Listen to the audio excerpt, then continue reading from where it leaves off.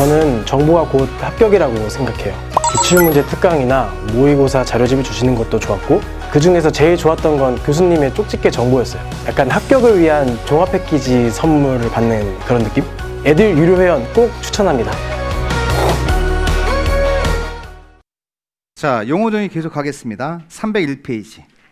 자, 3번에 가시면 부대이설, 복리이설 이렇게 두 가지가 나옵니다. 부대, 복리. 어려운 건 아니고요. 주택 단지 내, 아파트 단지 내에 있는 것들입니다. 그래서 부대는 뭐라고 쓰였냐면 주택에 딸린 시설물을 말한다 이렇게 나와요. 그러니까 주택이 들어올 때 필수로 따라 들어오는 시설을 말하죠. 그래서 거기 나와 있는 거 박스 안에 1번. 자, 거기 한 장 넘기시면 돼요. 자, 넘기면 밑줄만 거놓고 간단히 확인할게요. 자, 1번에 가면 주차장. 아파트 단지 가보면 주차장은 어디나 다 있죠. 그런 것들 부대라 그래요. 부대. 자, 주차장이 있고, 자, 그 다음에 주차장 옆에 보면은 뭐 있어요? 관리사무소 있지. 이런 것들 다 있어야 되는 겁니다. 도로가 있습니다. 담장이 있습니다. 담장. 자, 이런 것들을 자 합쳐서 네 글자로 부대시설 그러시면 돼요. 부대시설. 주택이 들어올 때 따라 들어오는 시설이다 이런 뜻이에요. 부대시설이고, 자, 여기 하나 있고, 자, 내려가면 복리가 있습니다. 복리. 자, 복리가 뭐냐면 있으면 편한 것. 그래서 뭐라고 써있냐면, 자, 복리시설이란, 자, 우리가 주택 단지에 있는 시설 중에서 입주자의 복리, 생활 복리를 위한 시설이다 라고 나옵니다. 그러면 있으면 편한 것들이니까 밑에 가면 동그라미 1번에 보면 어린이 놀이터 있죠. 이런 거 있으면 편하잖아요. 이런 것들. 자, 어린이 놀이터 만들어주고, 그 다음에 근린생활시설. 이게 뭐냐면 상가예요. 상가. 자, 단지 내 상가 있죠. 이런 것들 슈퍼 같은 거 있으면 편하잖아 우리가. 이런 것들을 근린생활시설 이렇게 부르시면 돼. 자, 그 다음에 유치원도 있으면 편하지. 자, 헬스장 같은 거 있으면 편하죠. 경로당 같은 거 있으면 편합니다. 그러니까 이런 것들 중에 불러드린 이런 것들은 없어도 되긴 하지만 있으면 주민들이 생활하는데 굉장히 편리한 시설들을 말한다. 그래서 이런 것들을 뭐라고 하냐면 복리시설 그러시면 돼. 다시 복리시설 이렇게 부르시면 돼. 그래서 부대하고 복리를 구별할 수만 있으면 돼요. 그래서 어린이 놀이터, 근린생활시설, 유치원, 운동시설, 주민 운동시설은 헬스장 같은 거죠. 그 다음에 우리가 경로당 있으면 어르신들 편하잖아. 이런 것들 자 합쳐서 네 글자로 복리라고 하고, 내려가면 간선이 있습니다. 3번에 간선도 한번 나왔는데, 자, 간선은 쉬워요. 자, 주택단지 안에 도로가 있대요. 자, 밖에도 도로가 있습니다. 그럼 주택단지 안에 있는 도로하고 주택단지 밖에 있는 도로를 연결시키는 도로가 있나요, 없나요? 있죠. 이런 것들을 간선이라 그래. 중간에서 연결시키는 거. 그냥 도로만 있는 건 아니고 전기, 수도, 가스, 통신, 난방도 전부 다 끌어다 쓴단 말이에요. 도로부터. 그러니까 이렇게 중간에서 단지 안과 단지 밖을 연결시키는 시설. 이거를 네 글자로 뭐라고 하냐면 간선시설 그러십니다. 간선시설. 자, 그래서 거기 굉장히 긴데 연결시키는 시설에 밑줄 그시면 돼. 자, 보세요. 간선시설이란 도로, 상하수도, 전기, 가스, 통신, 지역난방시설 등 주택단지 안에 동그라미 치고, 안에 있는 기관시설을 주택단지 밖 동그라미 밖에 있는 같은 종류의 기관시설에 밑줄금 되죠. 연결시키는 시설을 말한다. 종류는 외울 필요 없습니다. 여러 가지가 있는 거죠. 도로부터 해서 전기, 수도, 가스, 통신, 지역난방 등이 있습니다. 그렇게 정리하시고, 내려가면 공공택지가 의외로 잘 나와요. 4번. 자, 공공택지는 두 가지가 준말이에요. 자, 공공사업의 공짜의 동그라미. 자, 민간사업이 아니라 공공사업으로 개발 조성되는 공동주택 건설 용지, 공동주택의 공짜의 동그라미. 자, 주택 건설 용지니까 택지라고 부르면 됩니다. 그래서 자, 공공택지가 되려면 몇 가지 요건이 필요해요? 두 가지 요건을 갖추면 돼요. 첫 번째는 무슨 사업으로? 이 앞에 있는 공짜가 공공사업의 준말이에요. 자, 두 번째는 이 뒤에 있는 공짜가 아파트 일부지, 공동주택 건설 용지를 말한다 라고 해서 두 가지가 합쳐진 개념이죠. 자, 공동주택 건설 용지. 주택 건설 용지니까 택지라고 부르면 됩니다. 그래서 이 두 가지 요건을 갖췄는데, 여기서 물어보는 게 뭐냐면 공공사업이 맞냐? 자, 어떤 게 공공사업이냐? 라고 물어볼 수 있습니다. 그러면 밑에 박스 안에 보면 공공사업의 종류가 나와요. 자, 그런 것도 눈두덩 찍어 놓으셔야 됩니다. 자, 1번은 안 봐도 되고, 자, 2번에 택지개발 사업의 밑줄. 택지개발 사업. 자, 택지개발 사업은 공공사업 맞지요? 왜? 개인이 개발하는 게 아니라 국가가 가서 개발하는 거니까 또 지자체가 개발하는 거기 때문에 택지 개발 사업 맞고 산업단지 개발 사업. 이것도 국가나 지자체가 국가 산업단지 만들잖아. 지방 산업단지 만들잖아요. 자, 산업단지 개발 사업도 공공사업 맞아요. 밑줄 놓으시면 돼. 두 개 다. 자, 그리고 나서 우리가 배운 게 4번인데 4번은 뭐냐면 도시개발 사업입니다. 도시개발 사업은 몇 가지 방법으로 할 수 있다 그랬죠, 우리가? 세 가지 방식이죠. 자, 근데 여러분 도시개발 사업 나오면 이건 구체적으로 보셔야 돼요. 자, 첫 번째 무슨 방식이 있었냐면 수용 방식이 있고, 두 번째는 환지가 있고, 세 번째는 혼용이 있었어, 우리가. 자, 혼용이라고 하는 게 뭐였죠? 혼용? 자, 수용 방식 플러스 환지를 동시에 하면 혼용이 되죠. 여기서 도시개발 사업을 공공사업으로 보려면 자, 수용 방식으로 하는 경우만 보는 거야. 자, 환지 방식은 다 버려야 돼. 이게 키워드예요, 여기서. 그래서 환지 방식은 자, 도시개발 사업을 환지 방식으로 합니다 라고 한다면 해당 도시개발 사업은 공공사업에 해당되지 않는다고 버려야 돼요. 그래서 도시개발 사업은 전제조건을 꼭 기억하십시오. 수용 방식으로 하는 경우에 한해서만 공공사업으로 본다. 그래서 공공사업 시행자가 수용 방식으로 한대요. 그럴 때 공공사업에 들어가. 자, 만약에 환지 방식으로 한다. 그럼 공공사업이 아니다 라고 할 수 있어야 됩니다. 그런 것들은 뭐 1년 내내 하니까 뭐 외울 필요 없고, 택지개발 사업은 누구나 봐도 공공사업 맞잖아요. 산업단지 또 국가가 개발하고 지자체가 개발하니까 공공사업 맞다. 이런 것들은 공공사업이라고 볼 수 있지만, 자, 우리가 배운 도시개발 사업은 우리가 무조건 공공사업이 아니죠. 방식에 따라 달라지는데 수용 방식을 공공사업 시행자가 한다. 이럴 때만 들어가요. 그냥 환지가 들어가면 무조건 X 하시라는 거지. 거기서 그게 조심할 부분이고, 자, 내려가서 5번의 주택단지, 이것도 별표. 자, 나온 100% 맞춰야 됩니다. 자, 주택단지가 뭐예요? 그러면 옆에다 아파트 단지라고 써놓으시면 돼. 아파트 단지를 말하거든요.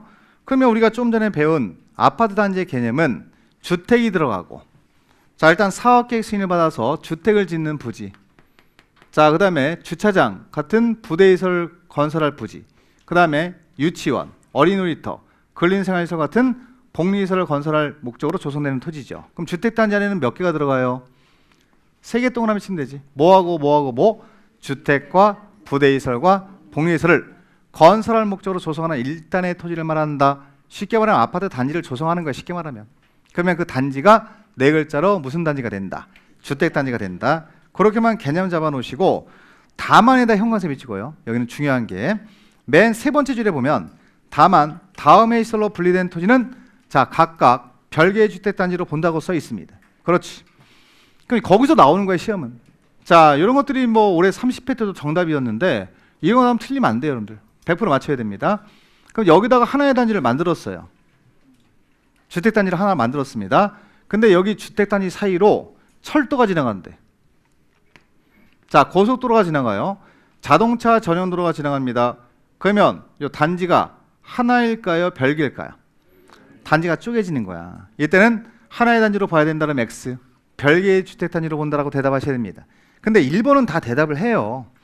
철도 지나간다, 고속도로 지나간다, 자동차 전용 도로 지나간다 그러면 각각 별개의 주택단지로 본다고 대답을 합니다. 답은 아니라는 거지. 지문은 주지만 답은 아니야. 그럼 답은 2번하고 3번이 답이야, 무조건. 그리고 2개만 외우면 돼. 그럼 한 문제 맞추는 거야. 그러면 단지 사이로 일반도로 지나간다고 써 있거든요. 일반도로. 여러분들 2번이 자, 일반도로가 지나가는데 자, 폭이 몇 메다래요? 그걸 외워야 돼요. 자, 20m 이상으로 분리가 돼야만 별개 단지가 됩니다. 그럼 여기는 경우의 수로 주죠. 자, 이런 식으로 나와요. 자, 폭 15m짜리 일반도로가 지나간대. 자, 그러면 하나의 단지라고 보셔야 돼? 별개 단지로 보셔야 돼? 하나의 단지로 봐야 되겠죠. 20m 이상부터 뭘로 보니까 별개의 주택단지로 보니까 15m짜리 지나갈 수도 있거든요. 그럼 하나의 단지가 맞습니다. 자, 근데 25m짜리 지나가는데 25m짜리 일반도로, 그럼 20m 이상 된 거 맞죠? 그럴 때 뭐라고 하셔야 돼? 별개의 주택단지로 본다. 그 기준점이 몇 m 이상?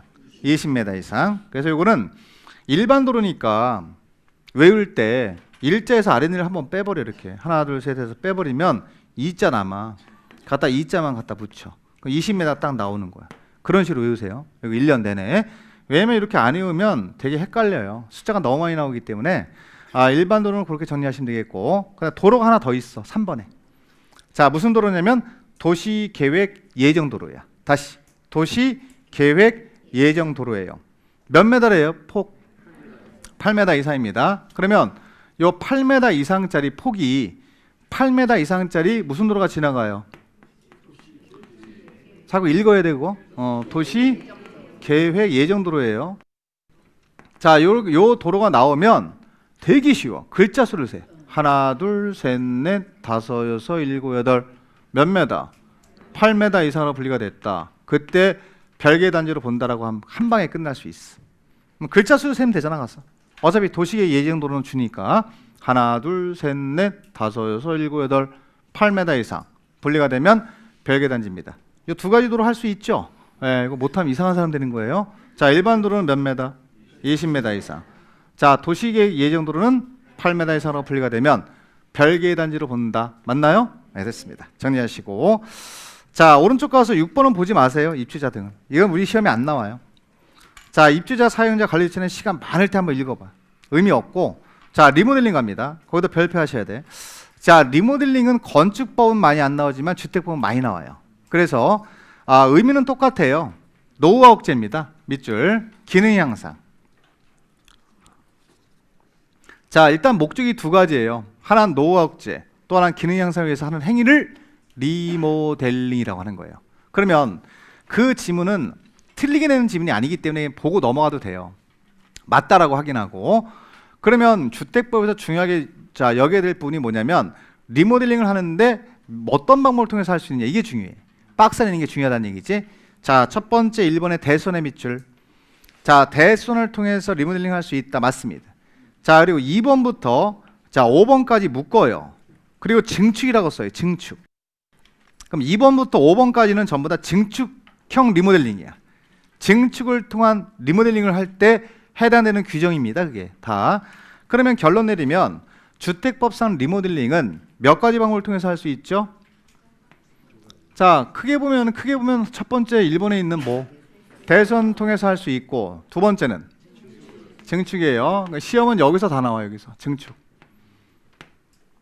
자, 그러면 이 증축, 대선 증축이 공동주택을 대상으로 하거든요. 공동주택. 자, 그럼 공동주택을 리모델링 하려면 보세요. 증축형 리모델링 하려면 경과년수 먼저 체크. 15년에 경과해야 돼. 15년. 이거 잘 나와 시험에. 그래서 2번에 가면 사용검사일 또는 사용승인일부터 15년에 동그라미. 15년이 경과된 공동주택을 이렇게 써 있어. 자, 공동주택을 증축형 리모델링이라고 합니다. 자, 증축을 통해서 리모델링 하려면 몇 년 경과할 것? 경과년수가 15년 경과해야만 증축형 리모델링 할 수 있다는 뜻이에요. 그리고 증축이라고 하는 게 뭐예요, 여러분들? 늘리는 거잖아. 그럼 상한선이 있을까 없을까? 그 상한선을 써놓은 거야 지금.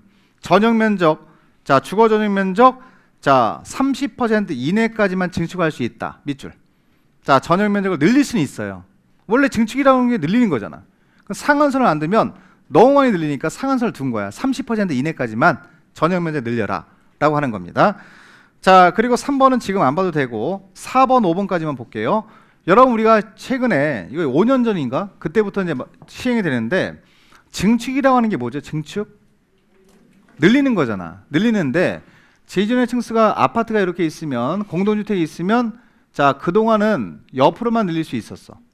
근데 수직으로 올리는 게 허용됐지. 그래서 수직 증축이라고 하는 게 지금 밑에 있는 4번이랑 5번이야. 그럼 이 아파트 위에다 더 올리는 거야. 층수를 더 수직으로. 그래서 4번도 수직 증축, 5번도 수직 증축이라고 써 있죠. 그러면 수직으로 올릴 때 이 층수를 너무 많이 올려버리면 안전상의 문제가 생겨 안 생겨? 생기니까 상한선을 뒀어요. 그게 달라요. 그래서 4번 같은 경우는 기존 층수가 15층 이상인 경우를 말하는 거예요. 자, 그럼 기존이라는 얘기는 리모델링 하기 전에 15층 이상짜리 아파트가 있어. 이걸 증축형 리모델링 한대요. 그럴 때 위로 올릴 수 있는 상한선이 써 있는 거예요. 자, 몇 개층? 최대 3개층이에요. 이게 최대를 말하는 거예요. 자, 3개층까지 올릴 수 있어. 이렇게 15층 이상짜리 아파트는 하나, 둘, 세 개, 3개층까지 수익을 올릴 수 있다. 하나, 둘, 세 개를 올리면서 증축형 리모델링 할 수 있다는 뜻이에요. 그러면 기존 층수가 15층 이상짜리만 있을까? 15층, 자 14층 이하도 있을까? 14층 이하짜리가 5번에 있는 거예요. 그러면 수직 증축형 리모델링의 대상이 되는 기존 건물의 층수가 몇 층 이하? 자, 14층 이하면 층수가 좀 낮죠? 하중이 좀 약하다고 보는 거야. 그러니까 이때는 2계층만 올릴 수 있어. 다시 몇 계층? 2계층.